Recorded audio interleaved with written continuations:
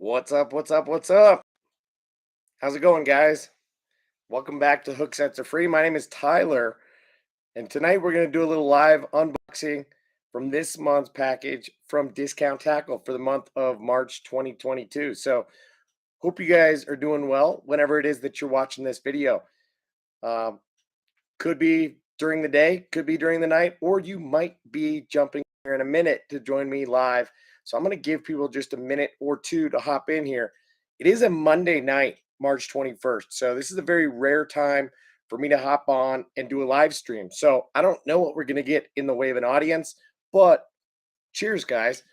I'm going to drink a little Coors Banquet beer, and cheers to you guys for hanging out or for watching this video if it's on the replay.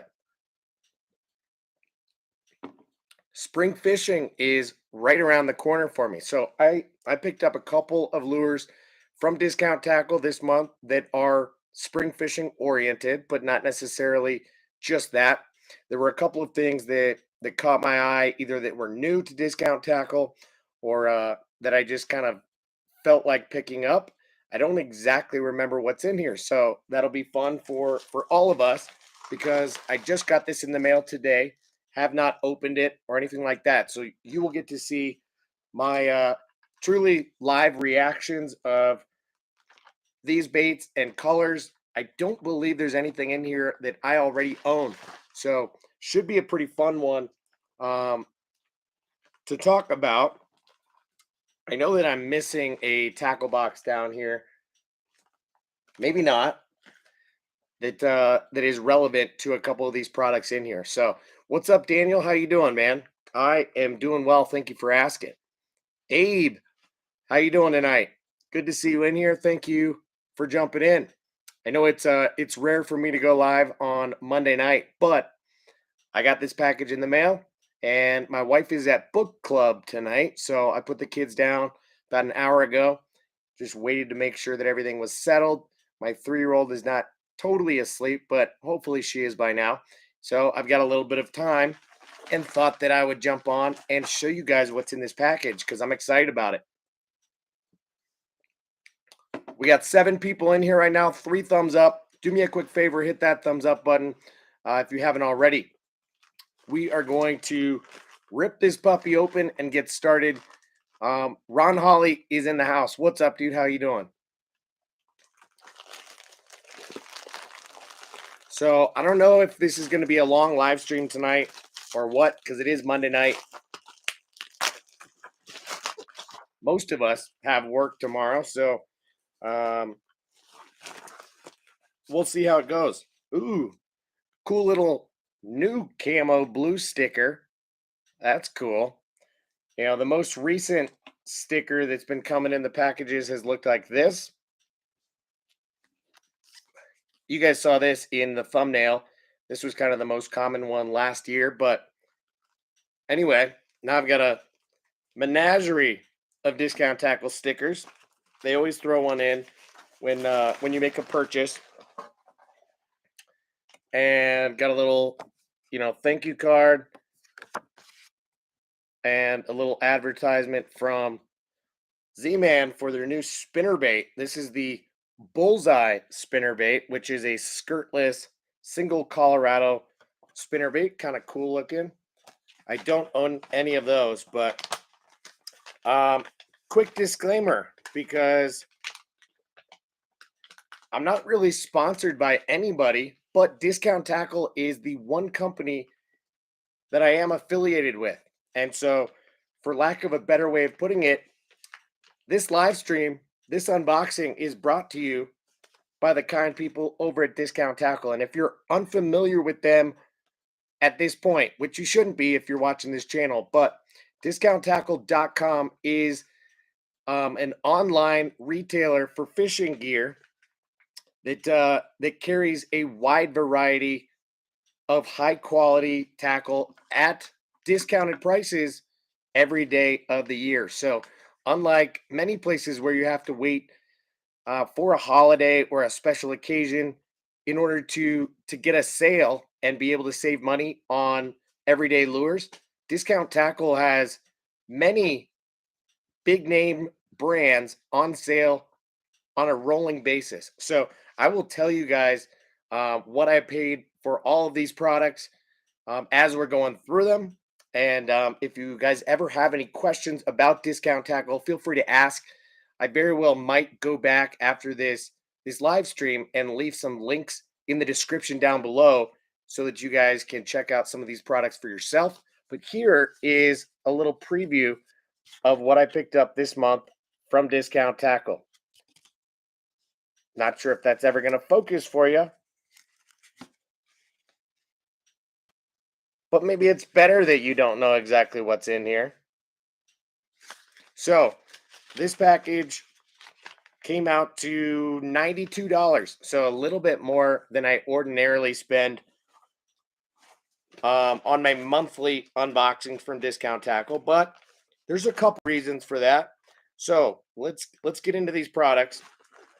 I lied a couple minutes ago when I said that there were a couple of products in here that I don't already own, and we'll start with those since I do already own them and have talked about them in the last month or so a decent amount, because these are baits that I'm going to use really soon, right around the corner. I have not actually gotten out on the water fishing yet this spring, so that is set to happen probably this week. I might have to drag my kids out for my first outing on the water, but I am itching to get out. So let me catch up on these comments. Looks like we got Ruben262 in the house. What's up, dude? Says he has purchased from Discount Tackle before, which is awesome.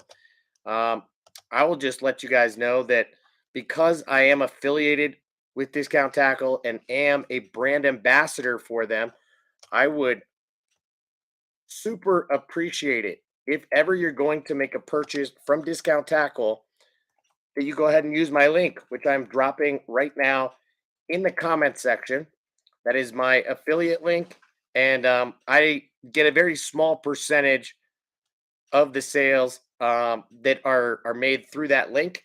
But more importantly than that, it is just good and healthy for my relationship with Discount Tackle, so that they know that I'm helping drive traffic over to their website and generate sales as well. So um, keep that in mind. Feel free to bookmark that link. If ever you're going to purchase from Discount Tackle, please do me that favor and use that link. It's not going to save you more money because obviously their products are on sale all the time.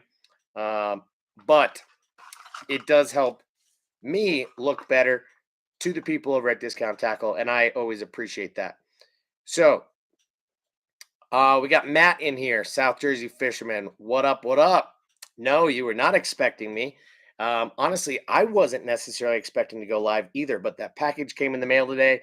I forgot that my wife had book club and couldn't help it. I wanted to open this package real bad, so I figured I would just hop on and do that live with you guys. So Daniel says, do you have much contact with people at Discount Tackle? Yeah, I do, but it depends on the people that you're talking about. So you can either say why in the comment section right now, or you can send me a message privately and explain yourself and ask what sort of contact you want me to make, or you want me to potentially help you make with them over there. But yeah. All right. So dudes, first up is a bait that we've talked about a couple times recently. And this right here is the Lucky Craft LV 150. So newer to Discount Tackle. This is the little brother of the LV 500 lipless crankbait. Same shape and profile, just a more typically sized lipless crankbait. And I have this in a couple of colors, but really only had one in a red and in a bluegill and then in a transparent, what do they call it? Ghost Minnow color. So I felt like I needed one with a little bit of flash on it. This is the Aurora Black color. And as you guys know, these baits retail for $15.99 on Tackle Warehouse or otherwise. And from Discount Tackle, you can get them for $14.39. Okay, so not a gigantic amount of savings, but this has the exact same rattle system in it, in that you get the brass and glass combination. You get a very loud rattle that is obnoxious. You get a good flutter on the fall. This is a good bait for ripping up off of bottom, but because of its lighter weight relative to the LV500, this is also a good bait for swimming through the middle of the water column, and one that I intend to do more of with this season. So, relatively small bait, comes with small hooks on them. I would say that these are both like a size 6, and yeah, excited to have this color as well. So now I've got 4 of the LV 150s in my arsenal, ready to go for this season. That is a lipless crankbait that I really intend to use more of this season. And I say more of, but really I've never used it. So I definitely do plan to use it a fair amount this year. Michael Romero in the house. What's up, dude? Thank you for jumping in. It's good to have you in here live. Daniel says they should do a membership program like some of the other sites like Omnia and Carl's. Yeah, that's not a bad idea, but those companies don't do a regular they don't do rolling discounts. So I'm not exactly sure how that would work at Discount Tackle or how open they are to it. I also don't really know how it works at Omnia, for example, but I assume that they kind of took that business model from Shop Carl's, uh, because it seems logical, right? If you're willing to pay a monthly or yearly fee, rather, then you ought to deserve a deeper discount on products, assuming you're going to make more regular purchases, etc. Brian Waterman in the house. How you doing? Good to see you in here, man. Matt, I am planning on fishing soon. As I said, I might have to drag my kids out, but I'm trying to go Friday. I got to work overtime this Thursday, and then not working Friday, and then I'm with my kids on Saturday and Sunday. So hopefully I can get out Friday, Saturday, or Sunday, but might have to have my kids with me. You guys can probably tell from the look of this box that next up is the Berkeley Stunna, but in a wicked cool red, like firecraw type of pattern. They call this blaze. So um, it's very uncommon to have a red colored jerkbait. Um, there's one that I use that is really underrated, and it's the 6 Cents Provoke 106 in their I think they call the color ditchweed. It is one of those half and half colors. It's yellow on one side and red on the other. So other than that, I don't know that I really have many red jerk baits. And when I saw that this color was in stock at Discount Tackle, I thought, you know what? That's an interesting concept. I'm a big fan of like crossover lures and using um, baits in unconventional ways. So where a lot of people like to use red lipless crankbaits, red square bills, ordinarily they're going to throw shad patterns when it comes to a jerk bait. But how about a red jerk bait? So the Berkeley Stunna is a high quality jerk bait for that mid price range, right at about $15 from Discount Tackle. You can get this puppy for $12.74. So that's a good deal. Um, sounds to me like 20% off, maybe a little bit more than that. But $12.74 got me to bite on that. And this is a super slow sinking jerk bait. So it's going to have just a little bit different action in the water, something meant to be fished a little bit quicker. And I will fish this a little bit deeper in the water column, say on lighter line or in shallower water, so that this is just a little bit closer to bottom and potentially in dirtier water. Most people associate jerkbait fishing with cleaner water and colder water, but that does not necessarily always apply. So there are times where you can fish a jerkbait it, unconventionally or in a time where most people wouldn't, and it can be super effective. So again, this color is called Blaze. You heard it, Ron. Blaze. And looked pretty cool to me, so I decided to pick one of those up. Daniel T says, with that membership, you get no minimum purchase for free shipping, and you get 10% toward future purchases. Yeah, that's a pretty good system. When you think about the grand scheme of how many customers you have versus how many are repeat customers, I would think that that's a pretty good business model. Discount Tackle has a minimum $59 or $60 purchase in order to get free shipping. So I'm pretty much always spending $60 or more. And it always just works out that I end up spending like $80 on average. So looks like we got one more bait in here that I do already have, but also in a color that I've desperately been wanting. And this is the Chick Magnet from Strike King. And this is in the Blue Rock Craw color. So I'll pull this out so you guys can see it because this looks pretty badass.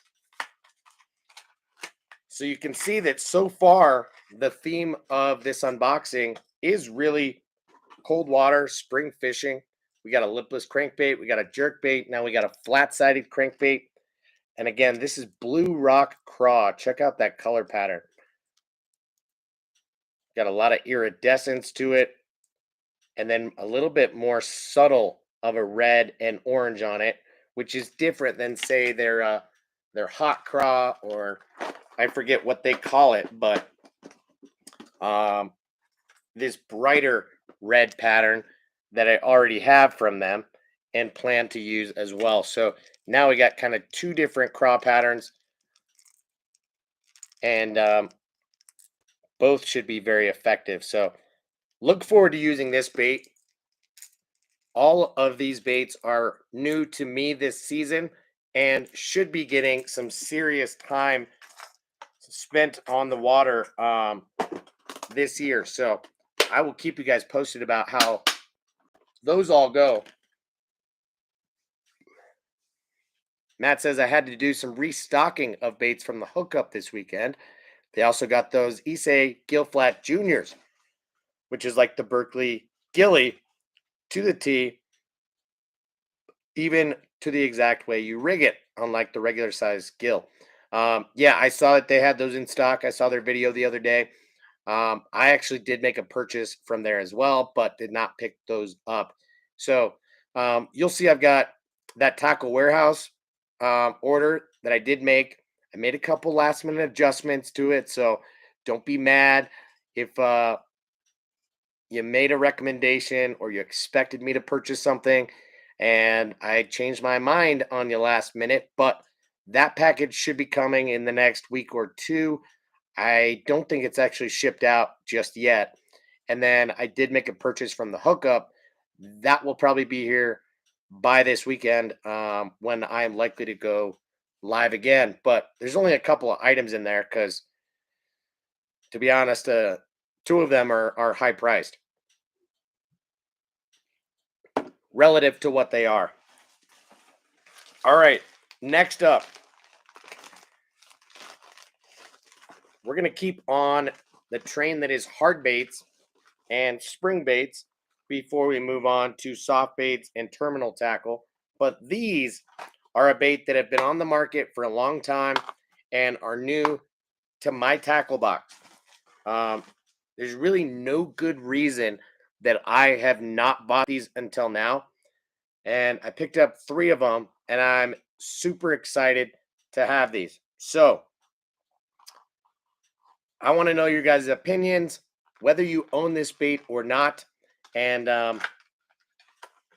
what you think about it. So this guy right here is the Spro Little John 50. So this is the smallest size in the family of these baits. This is a flat-sided, quote-unquote, square bill crankbait. And there are a couple of things that make it special or different, certainly worth having. So, like I said, this is a flat-sided bait with a circuit board lip. This thing is heavy for its size. So at 50 millimeters, this thing is just 2 inches in length. You can see it's a small bait, right? And yet this thing weighs a half ounce. So super excited about that.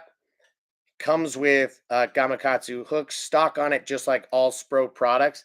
And then perhaps the most unique thing about this bait is the internal weight transfer system. So listen to this. And don't listen to the clicking over there, but actually this is a silent weight transfer system. There is a soft tungsten ball inside this bait. You can see it moving in there. That is soft tungsten. So this thing is a virtually silent bait that is heavy for its size.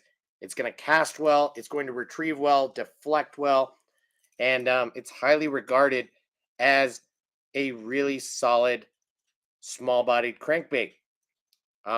For a flat-sided bait, it's not the most narrow in profile, but it is still going to have a relatively tight wobble to it. So this is still one that I will throw when it's cold, but I will also probably bring this out more year round than some of the other flat-sided cranks that I already have. So I love that soft tungsten weight transfer system. Very excited about this. Obviously, this color, as you would suspect, is called matte shad, and it's lovely. Not matte like Matthew Acevedo, but matte like Matte. It's got that matte finish on there. A little bit of iridescence that you cannot quite see right now. That white and clear belly. And I'm a sucker for matte shad for sure. So excited to have that.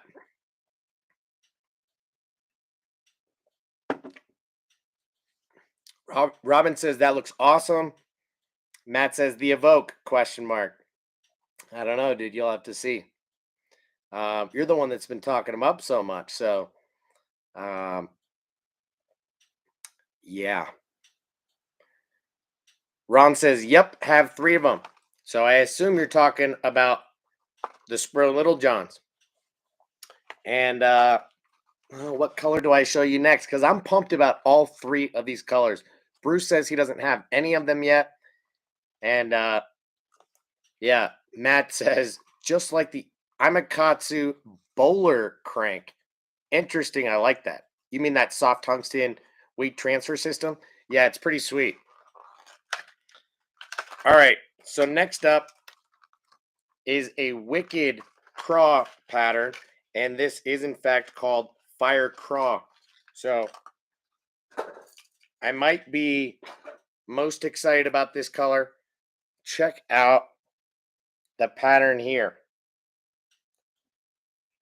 If it'll focus for you. Almost like too glossy. But check that out. So we got a black back, beautiful red craw pattern on the sides, and then that fire orange belly. I don't even know that this video footage does it justice, but this is gorgeous. Very excited about it. And also, I got to say that the epoxy finish on this thing seems really solid. Like it's going to be very durable and the paint isn't going to chip easily. So I'm excited to see whether or not that holds true as I fish this bait. But Fire Craw is color pattern 2 of 3. Daniel says, do you feel matte colors do better in certain water conditions? So theoretically, yes. I think it's more weather conditions than water conditions. I feel like they do better in cloudier conditions than sunny, but Where technically they might be a little bit better in slightly stained water versus clear. I really do think that matte finishes do really well in all water clarities. So it's not really about water conditions per se. A lot of people take their baits and actually will take sandpaper or something to rub off the finish on the baits to make them a little bit worn down and almost create that matte like finish. So um, yeah, I think it's just an underrated thing that generally works really well. It doesn't necessarily matter the water conditions. Michael says, well, sorry, I'm skipping ahead. Michael says the Spro 50 is a great crankbait. I also like the Fat 50 in the summer. Yeah, for sure. Matt says, yeah, and I never used them, but they do look good for Spro. Might have to get a couple. Don't have a ton of flat sides. Yeah, obviously you guys have seen me build out my flat side box quite a bit over the last 6 months or so, and now it's really stocked and ready to go. So there aren't like a lot more that I'm trying to acquire. I don't feel that I need two dedicated boxes for flat sides, but we'll see kind of how that goes. Guys, we got 19 people in here right now. What is up, everybody? If you haven't already hit that thumbs up button or perhaps subscribe to the channel, do me that quick favor and do that right now. I would not have expected that on a Monday night we'd have this many people in here, but that's pretty cool. And Matt says that matte finishes work really well in tinted water. Michael says you would like the Cellmate. That's a great color. It's money. Well, guess what? Bang, homie. So this right here is the final color, and it's called Cellmate. So these were the three colors that really caught my eye more than anything. Now, I know that this color varies from bait to bait, um, and it can look a lot more chartreuse in some baits. Here, it does not look nearly as chartreusey. Not that that matters to me at all, but it's got like a hit, just a little bit of chartreuse on there. It's got some iridescent blue flake on the back and that white belly with a little bit of red on the throat. But this is a color that I suspect will do really well in stained water, not dirty water, but stained water. So if I had to say between these three, I'm probably most likely to throw this in all around conditions, this in a little bit clearer water, and this in dirtier water, or just in the pre-spawn when I'm trying to get them to eat red and they're on crawfish. So very excited about the Spro Little John. That bait retails for like, I don't know, $12.99 or something like that. I don't know exactly, but let's see if we can find that real quick for you. $13.17. That's a random price tag on Tackle Warehouse. But on Discount Tackle, they were $11.47. Also a random price, but pretty good price at that. So picked up three of those, and those are all the hard baits. Got just a couple packs of soft plastics and one thing of terminal tackle. And then we can kind of just open up this conversation wide to talk about whatever you guys want to talk about.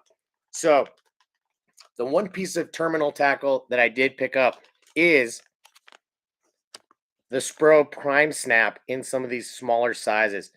I've talked about this snap before. I am a big fan of it, but I've really only used it in the bigger sizes for, say, top water baits like whopper ploppers and things like that.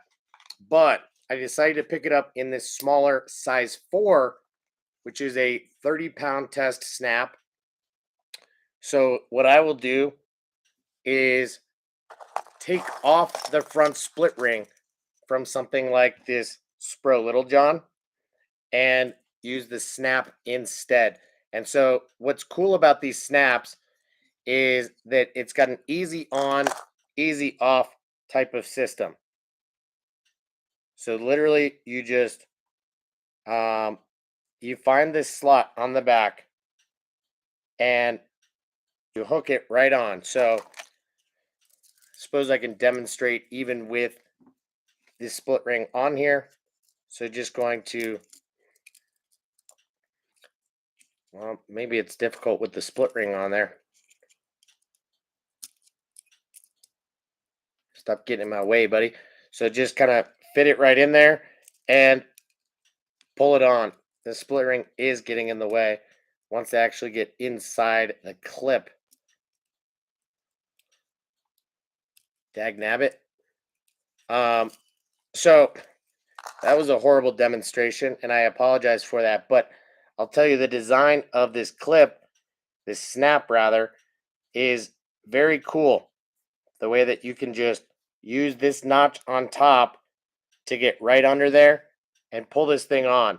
And then it comes off just as easily, but these snaps are super strong and very, very good. So unlike most snaps where you'd actually have to pinch it either with your fingers or with a pair of pliers to get it to undo and then to close it back up, these are very, very friendly for using. So again, that's the Spro Prime Snap, and something that I wanted to pick up an extra pack of. Those guys were pretty cheap, relatively speaking.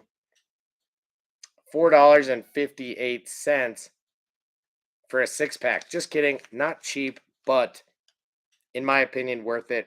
I did not have any of those, so let's see here.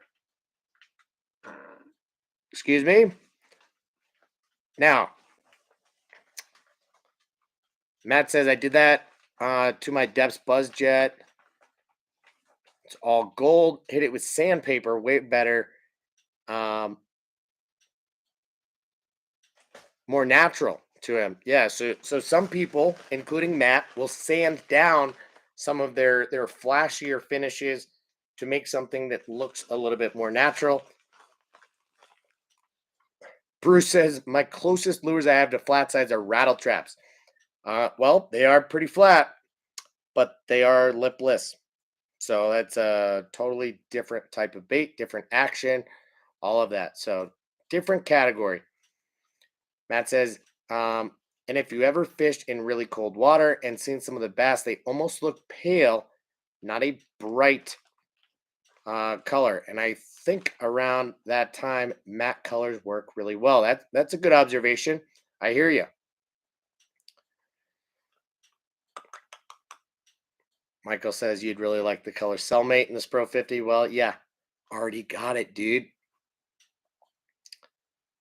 Matt says they took the Tactical Angler's design pretty much. I didn't know that. Interesting. You get 10 in a pack with Tactical Anglers as opposed to Spro's 6 in a pack. Interesting to know. All right.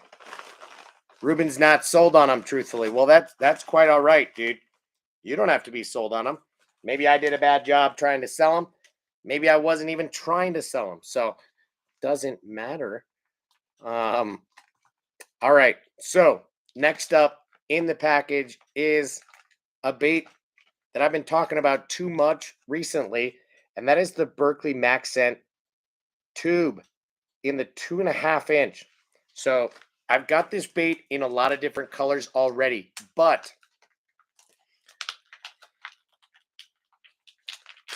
don't ruin the package, Tyler.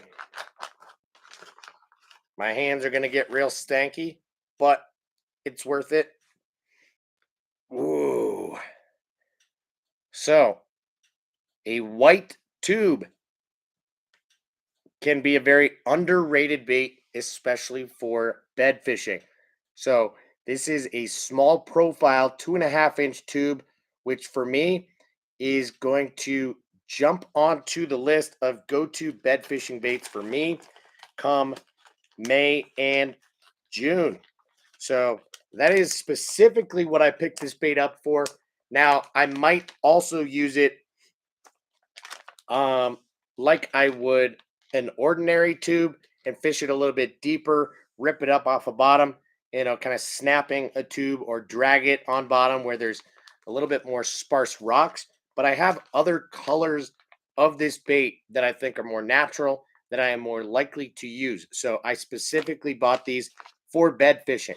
Um, Throwing white when bed fishing is a highly recommended thing to do. One, because you, the fisherman, can see it best.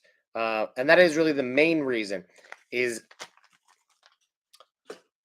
sometimes you need to keep your distance from the fish so you can sight fish them, see them from a distance, but almost as soon as you see them, they're going to see you. So you have to be stealthy to identify where the fish is at, and then you have to be able to approach that fish without totally spooking it off, unless, of course, they are locked onto the bed, which is only for like a couple day window, and you should not bank on that being the case. So, using a white bait will allow you to see exactly where that bait is, what it is doing, and give you the most feedback as to what is triggering that fish, causing it to react, etc. Because it's a game that you're playing with that fish, and then when a fish actually gets irritated enough and feels like your bait is a threat to its nest, it is going to pick that bait up and try to remove it from the nest and go spit it out. Fish that are protecting beds are not eating, like straight up.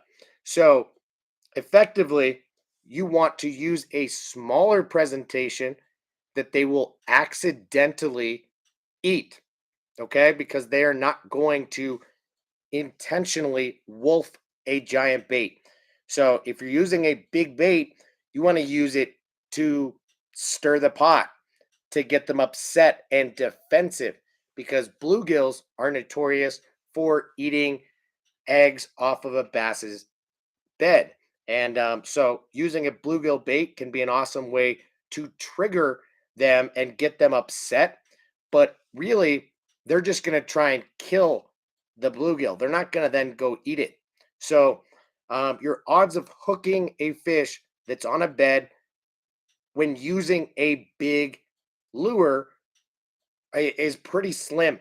So downsizing your presentation and using brighter colors is a great way to get bit during bed fishing season. Okay.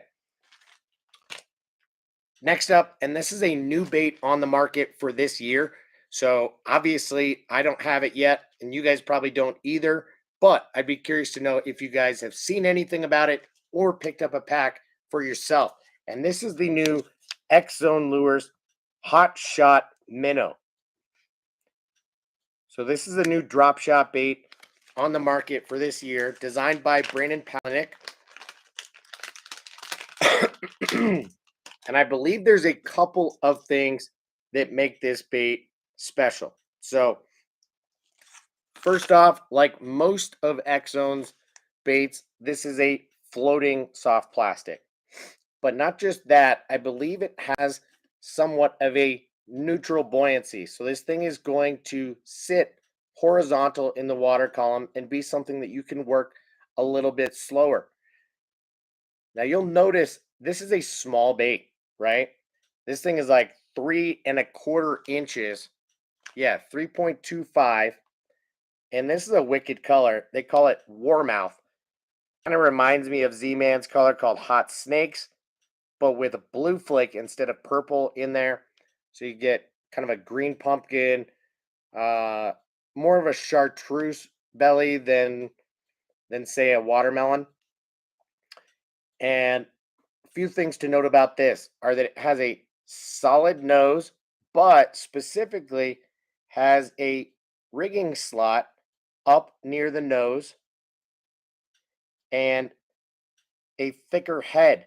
So literally this is meant to nose hook through that section and potentially skin hook or expose that hook right into, say, the neck or the back of the head of this bait. So, very cool design, meant for nose hooking on a drop shot. And then you see it's got a short body and then this relatively long, tapered, skinny tail. Not just that, but the tail section has this rather large bulbous end that is not totally round. Okay, so you'll see it has a flat bottom. I don't know how well you can see that, but it has a flat bottom and then like a rounded top. So it's not perfectly round.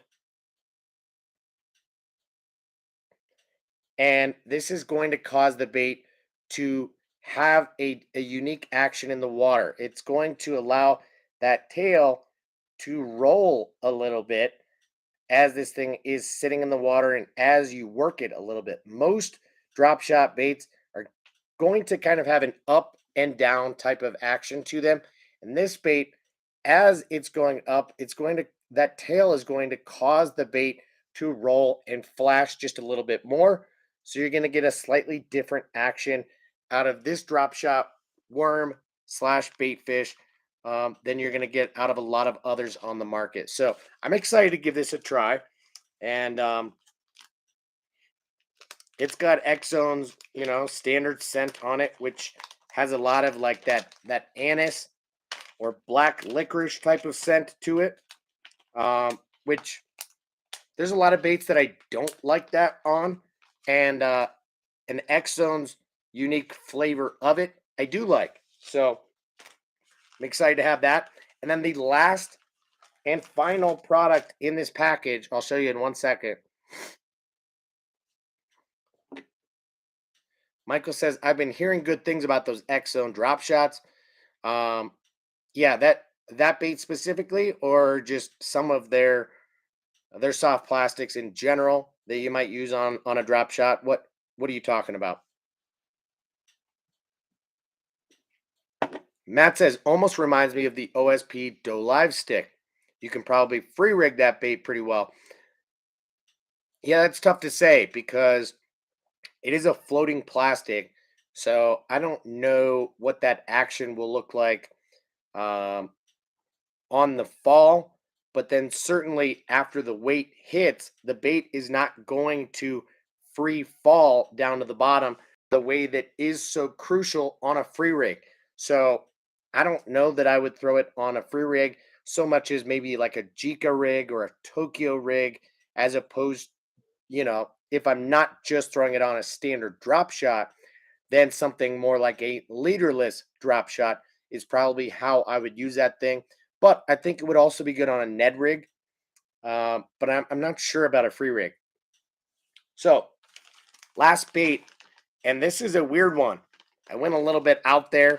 I heard Epic Eric talk about this bait recently when he got back from Florida, was talking about some of the fish that he was catching down there on a chatterbait.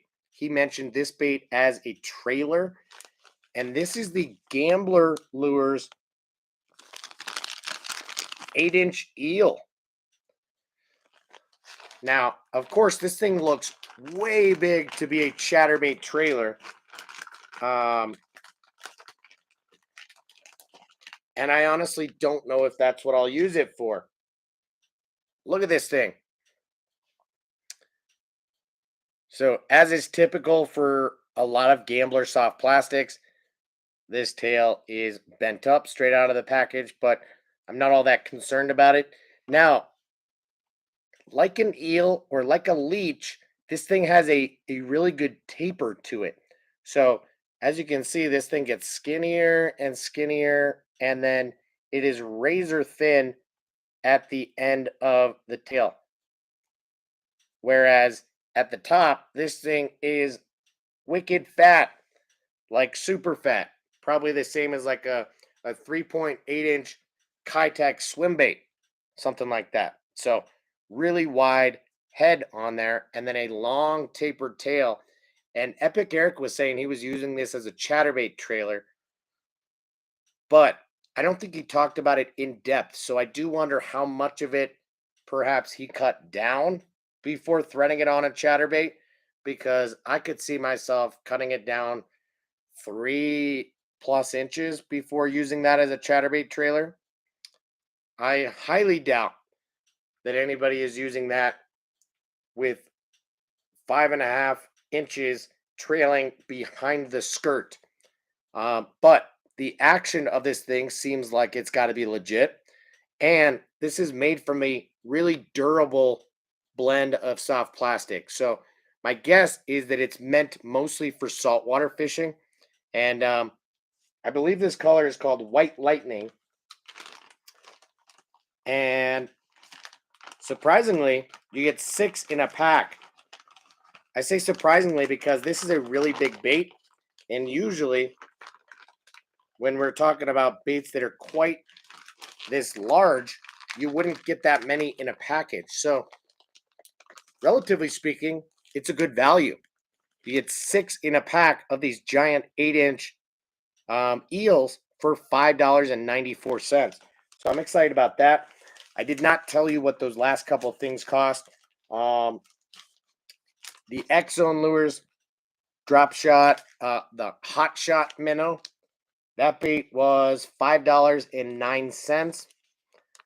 I don't know how much that's on sale, if at all, if we're being honest. And then that max scent tube was $6.79. So also not super on sale. I think those are usually $6.99, but they could be $7.99 these days. So that makes up this month's discount tackle package and tonight's unboxing. So hope you guys enjoyed what I got in that pack. Tell me what you think. And let's just kind of take this conversation in a new direction.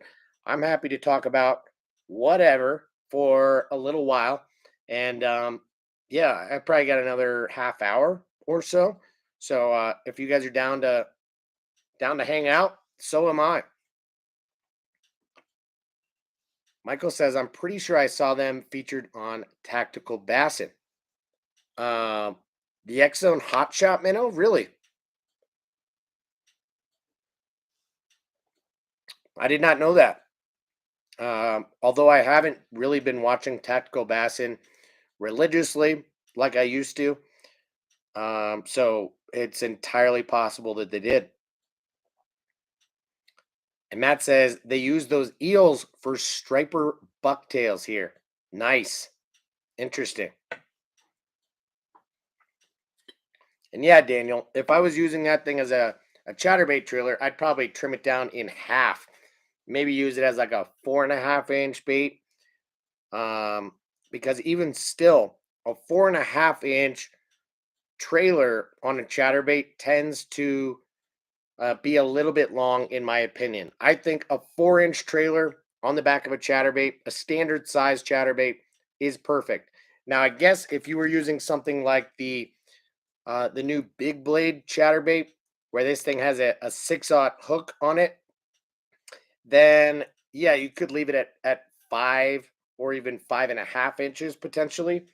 But ordinarily, I think a 4, maybe 4.5-inch trailer is plenty. So yeah, we'll see. But that's the reason I got that bait. I heard Epic Eric talking about it. I looked it up on Discount Tackle and saw they were in stock, and for not that bad of a price. So at $1 per bait, and they seem super durable and just a little bit unique. Decided, what the heck? I'll give them a try. Dana says 2 baits in one. Cut it in half, and you got a chatterbait trailer on the other half as a Ned bait. Yeah, that was kind of my first thought when I was just looking at it. Although that would make for a really, really fat Ned bait. Honestly, it would be like a cut down version of the Z-Man Giant TRD. It is really wide. So I don't usually throw Ned baits that are super fat unless they're bigger, like that giant TRD, and I will throw it on a much larger hook, or I will throw it as like a flipping bait as opposed to a traditional Ned rig style presentation where I'm just slow working it on or close to the bottom. Guggen Slayer says, have to go back for the unboxing. Yeah, dude, we literally just wrapped up the unboxing. It took us about 45 minutes to do so. So I think you'll like it. I got some pretty sweet stuff. Um, I would ordinarily do like a quick review and, just flash everything that I showed, but it'll make it a little bit more fun for you this way if I don't do that. And you can just go back. So Matt says, yeah, it was a good cart. I like the chick magnets. Yeah, I also like the chick magnet and am curious to see how it performs. Um, just because it's a little bit different and it's got a little bit of sound to it. It is made um, from hard plastic as opposed to balsa. So I'm really curious to see kind of how it performs alongside, say, that OG Slim and also like the Berkeley Fritz side. Although the Fritz side is a much narrower bait, so from a profile standpoint, the Chick Magnet is very close to the OG Slim, and so I think that's kind of why I would be quick to make that comparison for those two. Ron says, "How about that QB you picked up, dude? Have we not talked about that yet? Uh, I feel really bad for one of our guys, Justin, who's usually in here. He hasn't been for a while, but Justin is from Seattle and big time Seahawks fan. He and I kind of talk some smack to each other sometimes, but I am very excited about the Denver Broncos picking up Russell Wilson and just excited for what the next couple of years will bring. It was an expensive acquisition. We had to give away a lot to get Russell Wilson. And we've only got him for 2 years. So hopefully he falls in love with Denver. We fall in love with him. We can kind of help him finish out his career here and get it done and bring another championship home to Denver in the next 5 years or so. But very, very excited. He is not only an excellent elite tier quarterback, but an even better human being. Great leader, great person and role model. And I am pumped, dude. So yeah, we don't have to talk about football all that much more, but I'm pumped. Michael says, what lure are you looking forward to using first? From this order, I would say probably the Spro Little John. Okay. Um, I'm really excited about the castability of this thing. I want to see how it acts in comparison to some of those other flat sides that are in my arsenal and that I plan to put to good use this year. So I've heard good things about this bait for a long time. There is no real good reason why I did not already have it. And so I'm just glad I finally pulled the trigger on them. Even still with the discount from Discount Tackle, these things were what, close to $12 a pop. So they're not cheap, but as far as I'm concerned, they are at least a must try. And I think a lot of people regard this bait as a must have. And so I'm excited to put it to the test. I'm a big fan of small bodied crankbaits. So, in comparison to some of the other flat sided baits that I have, this thing is a little bit smaller. And I'm very excited about that. But good question, man. Matt says, are those Berkeley tubes thick at all?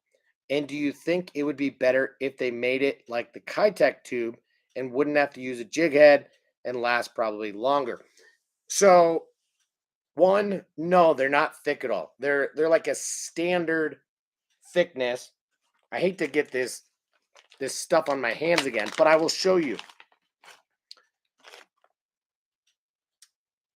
Let's see if I can kind of peel back these tentacles and show you this gaping butthole of a tube. Come on. I don't know why it's not wanting to focus for me. So you can see that that wall is standard. Okay. So these things are going to rip fairly easily. Um, they are not thick, but they're also not super, super thin. So this is not a durable tube by any means, but this is a traditional tube, really meant to be fished like an ordinary tube, where, like I said, you're either going to stroke it off the bottom, rip that thing off out of the rocks, and make it dart around and do that spiral down, or you're going to make a long bomb cast where there is some rocks along bottom, and you're going to drag that thing like you would a jig, maybe occasionally give it a little bit of a hop. Otherwise, you're just dragging it. So, standard tube. Now, do I think it would be a good idea if they and any other brand made a solid core tube like the Kitech? Of course, dude. I'm surprised nobody else is doing that. Um, because then you can rig it any which way you want. And I think you get the durability, you get the unique action out of it. Um, you can work it as a backsliding bait, or just like a flipping bait, traditional Texas rig bait. There's a lot more that you can do with a solid body tube than with a hollow body tube, but it's a different presentation, um, and really a different profile at that point. In terms of what you're doing with the bait, you're getting a different profile than what would be ordinary for that technique, if that makes sense. Robin says, I put that gambler eel on my musky sized chatterbaits. Well, sick. So maybe it'll be a good trailer on this big blade chatterbait with that 6/0 hook, or something of the sort. I'm not sure. Still haven't decided. That was kind of I don't want to say it was an impulse purchase because it was calculated, but I didn't have my eye on that bait until Epic Eric had to go talking about it.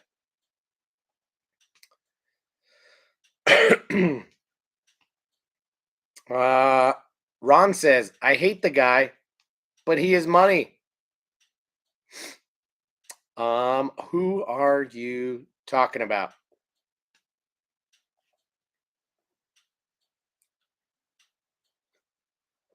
Are you talking about Russell Wilson? If so, why do you hate the guy? I think he's one of the most likable guys in the NFL, straight up, like top 5. Um, if you hate the guy because he's too nice and too wholesome, I don't know what you're talking about. Michael says AFC West is the best division in football. I don't know 100% about that, but I'm a big fan of the AFC West, obviously. But I'm really only a fan of the Denver Broncos. Um, I don't like the Chiefs, don't like the Chargers, I don't like the Raiders. So yeah, I mean, if you want to say that if it's the best division in football, then sweet. Maybe Matt was laughing about that gaping butthole comment on the tube. Yeah, sorry to be so graphic and to show you that when it kind of did look like it, if we're being honest. Dino says, "Did you drop the Agent E on the tackle warehouse order?" Yeah, dude, of course I did. Sorry, Ron. I dropped that. And I also need to apologize to, oh, who was it in here? Um was it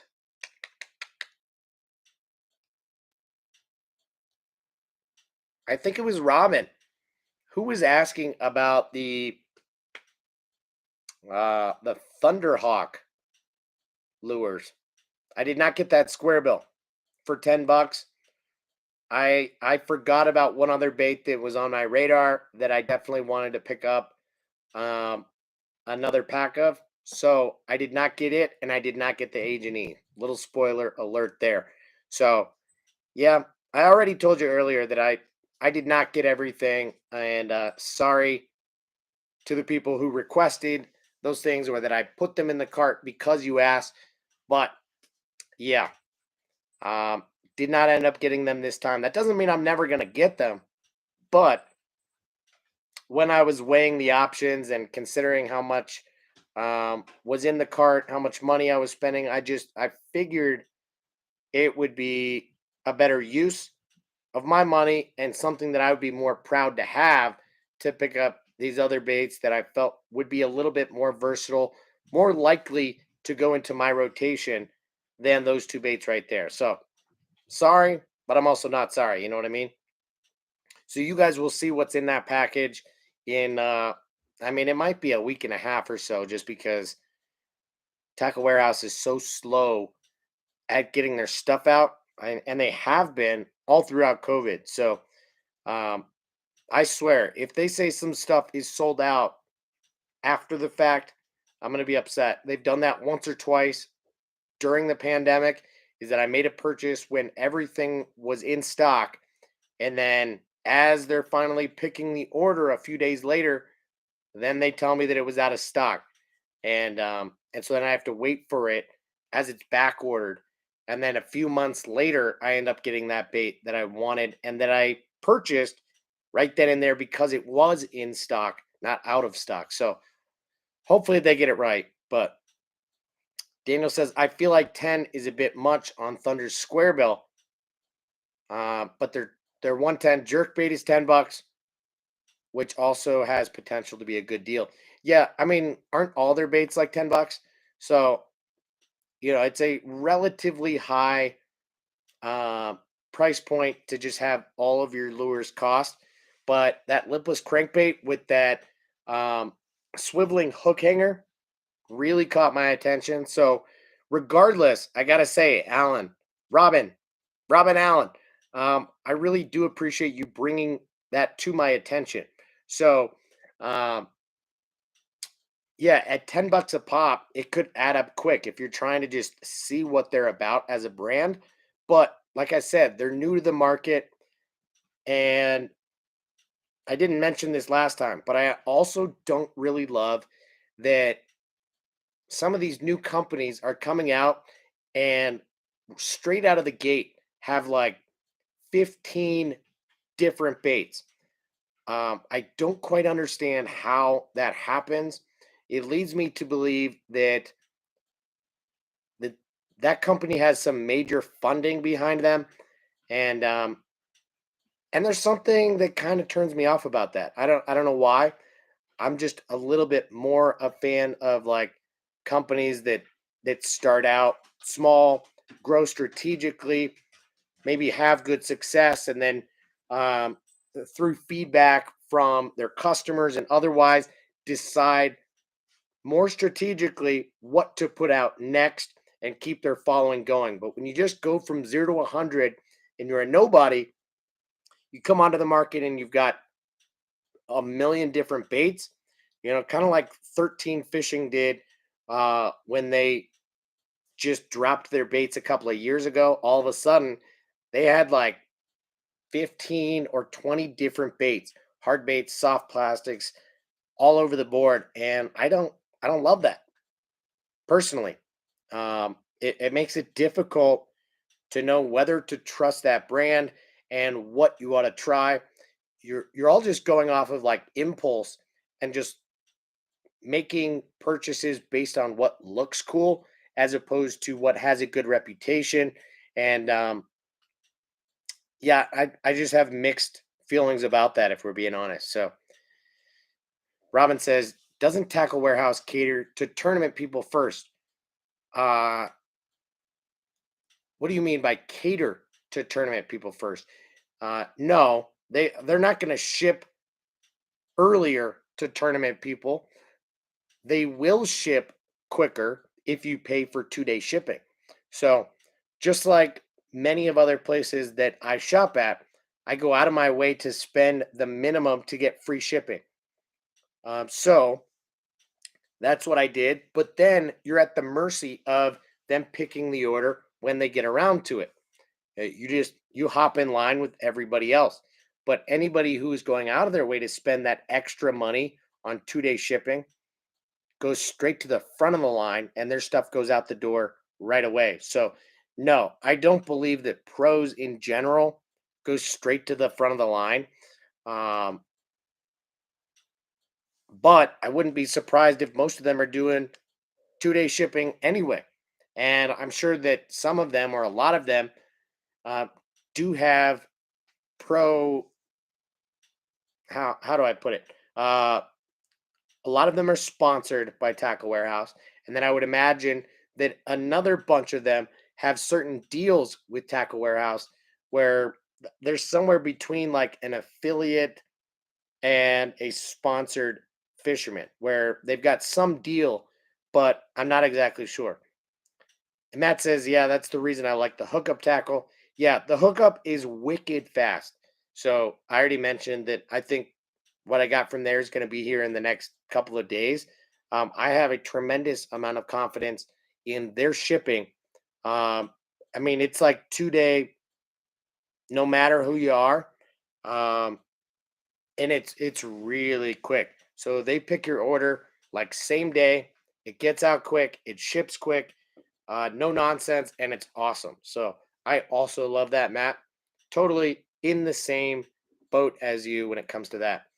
Michael says, "Do you use Nico baits? If so, have you used the Nico craw?" Um, I do have a couple of Nico baits, but I have not used the craw. To me, it is really expensive.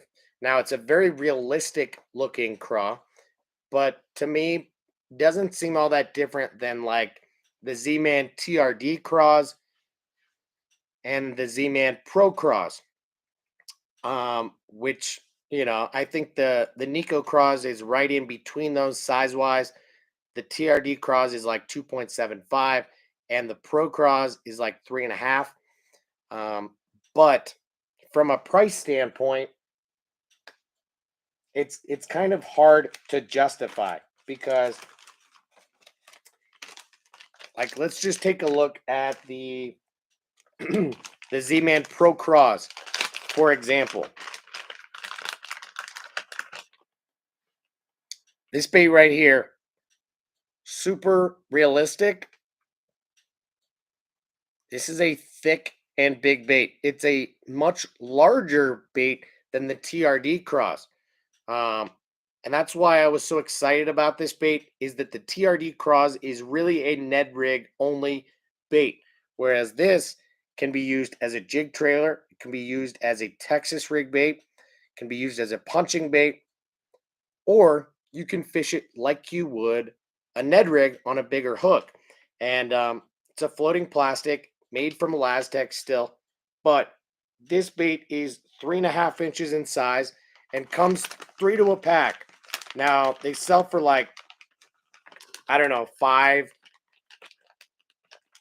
less than $6 a pack, right? So you're paying between $1 and $2 per bait for these, and they're gonna last a long time. So in my opinion, that is worth it. I've got this bait in like, you know, a half a dozen different colors. And the Nico Craws, I believe you get like 3 in a pack for $15, something insane like that. Like they are really expensive. Maybe you get more than 3 in a pack, but they're super expensive. So when I first looked into Nico, I was really only thinking about getting baits that, to me, were super unique and borderline revolutionary. So I picked up their tadpole and I picked up their octopus. I do really like those baits, but I find them to be a little bit out there. I got a couple bites on the tadpole last year, and really did not fish the octopus as much as I thought or hoped that I would. But I know that Nico is doing a great job. They're getting their name out there, and I wish them all the best. They're doing good stuff. Now, a lot of their baits cater a little bit more to a saltwater market than freshwater bass fishing, but they've got a great reputation. Just a little bit expensive for what it is, in my opinion. So, again, my opinion. JJH 2613. That's going to be hard to say if you start commenting a lot. Uh, the hookup takes 4 days for me here in Florida, about the same time as Tackle Warehouse. You get your stuff from Tackle Warehouse in 4 days. Not in the last year or two, have you? Unless it's all coming from the new warehouse in Atlanta, maybe.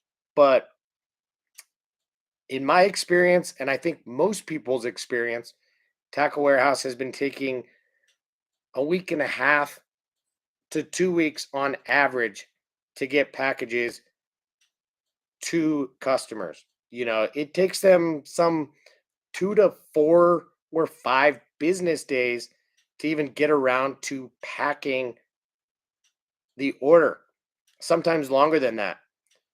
And then it's very standard shipping, not fast shipping. So that said, if you pay for the 2 day shipping, which is more expensive, you can get your stuff real quick.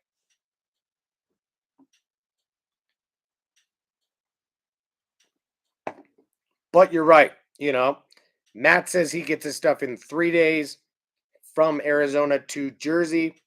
Takes you 4 days to Florida. I get mine in 2 because I'm in Colorado. I mean, it doesn't have to go very far to get to me. So, that all makes sense, right? But Tackle Warehouse sending stuff from California to me in Colorado should not take over a week. And it often does. So Daniel says, I ordered from February 22nd. They didn't ship it till the 28th. Yeah, that's what I'm talking about. And then a few days later, I got it. Yeah, that's pretty much been my experience over the last year or two. Um, Ron says, why an octopus? Again, it's more of a saltwater lure than a freshwater lure, but it's a really interesting concept. So it doesn't have to be an octopus. Obviously, a freshwater fish isn't going to know what an octopus is, but the reason why it's intriguing is that it just has a bulb, like a ball on top, and then these long antenna. So it's kind of the opposite of what a tube is. So instead of a longer hollow body and then some short tentacles, what you get is a solid ball of a body at the top, just a head, and then long tentacles. And so you get a totally different action than you do out of a tube. And I think as a drop shot bait, something like the Nico octopus is really intriguing because of the way that all those tentacles are going to flow in the water. So that was the reason that I picked up that bait. I think I got like the middle size, maybe like a 3.5 inch or so. Pretty sure those are upstairs. So I will need to show you guys those baits and the tadpoles sometime soon. We could talk about just like funky out there baits in a future stream. Stuff that is just like totally different than traditional bass fishing lures. So we could talk about a wide, probably 20 or more different baits, just off plastics, let alone some hard baits that are made to either imitate like very specific and out there types of forage. So could even be just like a salamander, for example. Um, but then it goes all the way to snakes, eels, leeches. Um, I don't want to mention one or two that are right on my mind, but then tadpoles and octopus, octopi. So yeah, we'll see. We'll do that at another time for sure. Ron says, so you're hoping for dumb bass. Yeah, I bass are dumb in general. They are opportunistic feeders. So yes, I think for the most part, when you're catching a bass, you're either catching a dumb bass or you're catching a smart bass in one of his dumb moments or her dumb moments. Um, so yeah, you're kind of always hoping for a dumb bass, Ron. Matt says one bait I'm definitely interested in trying is the dancing bone doctor that Kasumi makes. Yeah, I still don't think I'm interested. That is an out there type of bait for sure. And I understand why no, I don't. I was gonna say I understand why some people are interested or fascinated. Um, but I guess that's really just because it's so different. Um, but it's more that I understand that people are excited about how out there that bait is, but not why. Um, because I don't see that bait as very versatile, right? It has so many appendages and such a thin body that really it's only made to be fished on a jig head or on a drop shot. I don't see a lot of different ways to fish it. Um, with with just how not meaty the body is, I don't see it doing well as a Texas rig bait, as a free rig bait, as anything other than on a standard jig head that you're going to thread on there, or maybe nose hooking on a drop shot or something like that. So you say you wanted to use it for a punch shot. Well, there you go. That's an option. Like I said, I think a drop shot would work for that dancing bone doctor. So, what other questions you guys have? What else do you want to talk about? I'll give you guys maybe another 10 minutes or so before I dip out of here. I said that roughly now would be my cutoff time, but we're having good conversation and we can go for a couple minutes longer.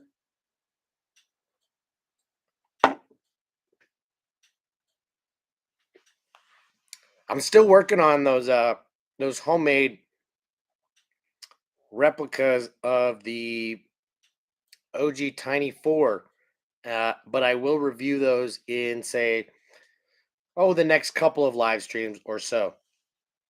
So if you guys remember, like, I don't know, a month or two ago, I showed you my very first homemade balsa flat-sided crankbait, and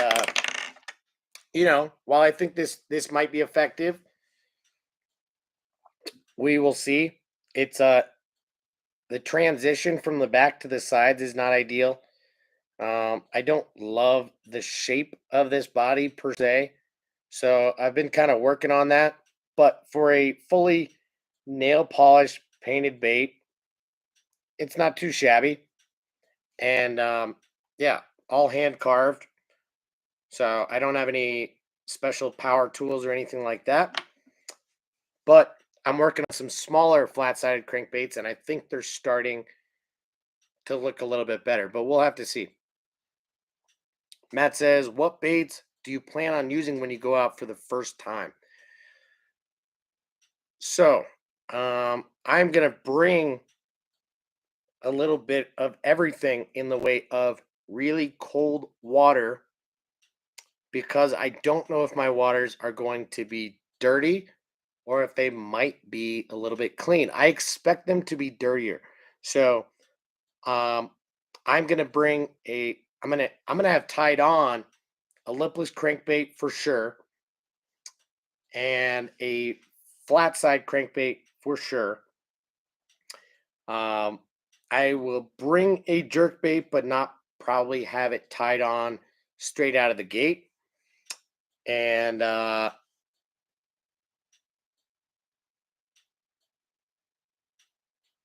it's hard to say beyond that because I don't want to go too hard in fishing too many things.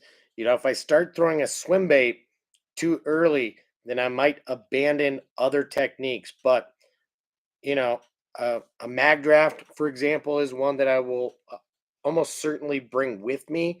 Just probably not carry that rod right when I get out of the car. I'll have it as like a backup, but we'll have to see how that goes. So those are probably the first ones, and then maybe like a finesse swim bait as well. So that way, kind of get a little bit of variety in the way of action. So a lipless crankbait and a flat-sided crankbait are what I'm going to use probably most in cold and dirtier water for the most part. Um, if the water happens to be a little bit clearer, I will probably throw a jerkbait more. Or if I've located fish, which I don't intend to locate them right away. Then I will start throwing a jerkbait more. Um, and I will probably throw a finesse swim bait no matter what. But if all else fails, I'll probably default to the mag draft and throw it for, half hour or an hour um, as kind of my last resort. Michael says, Nico also makes some trout baits you should check out. Yeah, I've seen those. They've got a bunch of like micro-sized baits. I have seen them. We got salmon eggs, stoneflies, other types of bugs. Yep. Um, Seen them, but not gotten them. Special material, really soft but durable. Yes. No, I've noticed that obviously with both the tadpole and the octopus. Nico does something with their baits. They put some scent on them, but then they really like um yeah, they are really soft and really stretchy, but then they also coat them in like a powder, like a baby powder type of deal. And yeah, I think you're right in just saying it's a special material for sure. Matt says, I'm with you. Man, it gets overwhelming when you have so many baits like the saying goes, the more baits you have, the less fish you catch. No, I don't know about that. But the more baits that you try to use every time you go fishing, the less fish you catch. There is some truth to that. And I've experienced that in some instances over the last couple of years. When I use my tried and true baits, I do catch more fish than when I'm out there experimenting, trying to get to know something new, um, trying to just use a wider variety of techniques, or if I'm in my own head a little bit too much, then yes, my catch rate goes down for sure. Due to all those factors. That's a lot of different things going on. But when I just go back to the fundamentals and I'm using kind of my most confident techniques and individual baits, then I start catching more. But that's not always all that it's about, right? For a few years, I just wanted to catch as many fish as possible all the time. And now it's a little bit of a blend. I really do like experimenting. I like getting to know new baits, different baits, what makes one different or better than another, more appropriate for certain situations, so that I can become more well rounded as an angler over time. Um, but with that comes the expense of catching fewer fish. So every now and again, I go out literally just with the mindset of, I've got 2 hours. I want to catch as many fish as possible. So screw it. I'm throwing a chatterbait. I'm throwing a popper or a whopper plopper. I'm throwing a swim bait. And I just know that my odds of catching fish go way up. Or I go to a specific place and I know that I'm throwing finesse.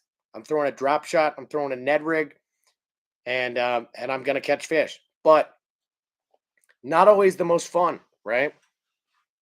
Of course, fishing is fun no matter what.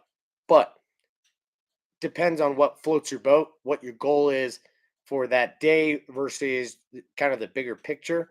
And for me, these days, it's a lot about trying new things and getting to know new techniques, new baits, um, being able to compare and contrast, um, one thing versus another. So, good point, man. Matt says, what bait from the hookups video this weekend did you like the most? Doesn't have to be the one that you bought. Dude, that's tough because I only watch those videos once through, and and I'm not like glued to the video when I watch them, because that video was like 45 or 50 minutes long, like crazy long. They flew through a bunch of stuff. So, um it's kind of hard to say, man, what my favorite one was. But of course, seeing that they had the Jackal Bounty fish back in stock, um, and I think maybe it was this video that they talked about the the Shimano baits. Maybe I'm mistaken, but dude, I don't know. Um, Again, I'm kind of watching in the background. Sometimes I'm just listening, and if I hear something that really catches my attention, then I might rewind a little bit and watch closer, see what it's all about. If it's a bait that I'm not familiar with, I might want to watch closely to see like their underwater tank footage. But I don't know, dude. Guggen Slayer says the new hookup tackle video was kind of meh. Yeah, I don't know that I would say it was meh, but yeah, it was just long, right? They flew through a lot of stuff.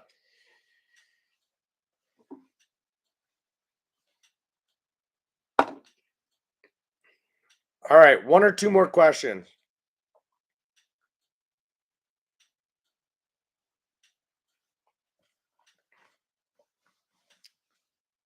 That says I was lost on those $24 spinner baits.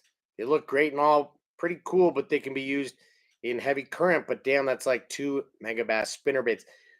Yeah, okay. So I do kind of remember that. That was from a new company that they brought over from Japan, right? Definitely a interesting concept. So a spinner bait with a hook that can flex. Was that right? So the wire doesn't bend out. The hook gives a little bit. I don't even know that I really understand it. Maybe I didn't listen close enough, but from the sound of it, it's like a more durable spinner bait and one that excels in current because something that the hook does. I don't know if the hook bends or if it swivels or where the give is exactly, but seemed interesting, but not something that I'm going to spend my money on. You guys know by now that I'm not a big spinnerbait fisherman. Um, I definitely would prefer to throw an underspin before a spinnerbait. Um, Not that I never throw spinnerbaits, but I don't love fishing them. There are some bodies of water where I feel the need to throw them, but when I'm throwing a spinnerbait, there's pretty much one way that I use it. I'm throwing it medium fast or fast, barely under the surface, and I don't have a lot of patience when using it. So I know some people are just like diehard spinnerbait fishermen. I am not one of them. Michael says Nico has a special material called Dappy that they use in the trout baits. It's what I was trying to say. That's really soft. You should try them out. All right. Well, maybe I will. I I mean that term rings a bell in my head. That Dappy, but obviously I don't have any of those baits. I don't know exactly what it is. I can't visualize it because I haven't actually held it in my hands. Matt says, yeah, the whole brand is kind of expensive. And no, it's due to the head shape. Oh, it was the buzzbait that has a special hook that's like a saltwater inline hook. All right. So I don't know what I'm talking about. But a $24 spinnerbait, that seems ridiculous. Well, on that note, um, I know nothing. As much as we all love tackle, and I love to be on here and learn new things and share my knowledge, we can all be proven at any given time that our knowledge is very limited.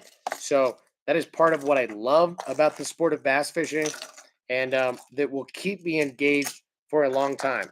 Is that while I feel like I'm always learning, I also feel like I'm always learning. Like like there's still so much to figure out. So let's leave on that note. Thank you guys so much for tuning in, for watching this unboxing, and for hanging out tonight, guys. There's 18 people in here right now, 15 thumbs up. Um, I appreciate the support. If you're not already subscribed to the channel, please do me that favor. Subscribe, hit the notifications, turn that on so that next time I go live, which will very likely be in 3 or 4 days from now, that you guys know to hop back in here, hang out, contribute in the chat. And yeah, I'll see you guys in the next one. Appreciate you guys.